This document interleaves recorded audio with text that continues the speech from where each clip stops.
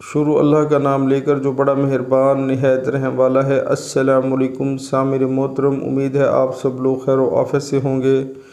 آج ایک قرآن پاک کی آیت کا ترجمہ سورۃ آل عمران سے آپ کو پڑھ کر سنواتا ہوں۔ اللہ تعالیٰ فرماتے ہیں، جب تم کسی کام کا پختہ ارادہ کر لو تو اللہ پر بھروسہ کرو، بے شک اللہ بھروسہ کرنے والوں سے محبت کرتا ہے۔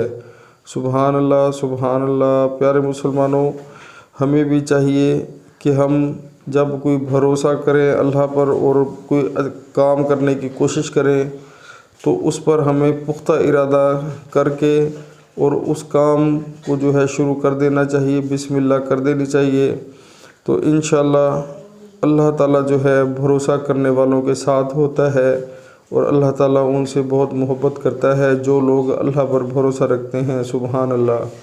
لیکن پیارے مسلمانوں، آج کل کے جو ہمارے حالات ہیں، ہم مسلمان بہت ہی ایمان ہمارے کمزور ہو چکے ہیں، کیونکہ ہم نماز نہیں پڑھتے اور قرآن پاک بھی نہیں پڑھتے، اس لیے جو ہے ہم بہت زیادہ پریشان ہیں۔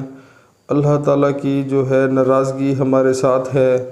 اللہ تعالیٰ دوستو روزی تو ہر انسان کو دیتا ہے، لیکن آپ یہ بھی نوٹ کریں کہ اللہ تعالیٰ کافروں کو بھی روزی دیتا ہے، 3 ٹائم کھانا بھی دیتا ہے۔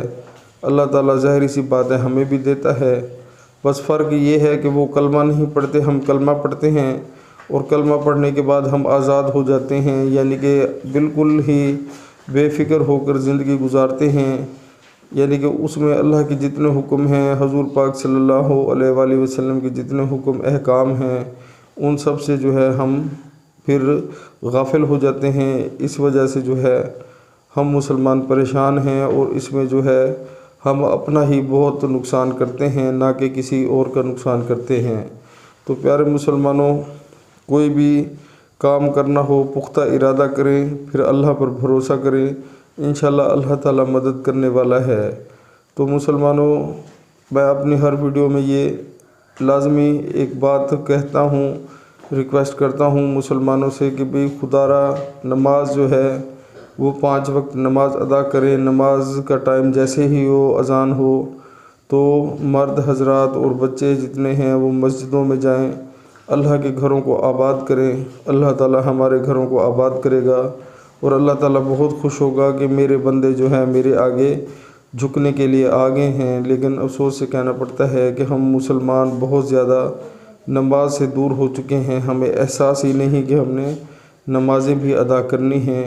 اور حضور پاک صلی اللہ علیہ وآلہ وسلم نے بھی آخری نصیحت میں یہی کہا تھا کہ میری امت نماز نہ چھوڑنا۔ تو دوستو، آج وہی حالات ہمارے ہیں، ہم حضور پاک کی بات کو بھی ہم نے اگنور کر دیا ہے اور ہم 95% مسلمان جو ہیں، مرد ہوں یا عورتیں، نماز سے دور ہو چکے ہیں۔ تو خدا را اس چیز پر عمل کریں اور آج ہی سے سچی اور پکی نیت کریں کہ آپ آج ہی سے نماز 5 وقت پڑھنا شروع کر دیں گے۔ انشاءاللہ اللہ تعالیٰ بھی مدد کرائیں گے اور آپ کو انشاءاللہ اپنے گھر میں بلائیں گے۔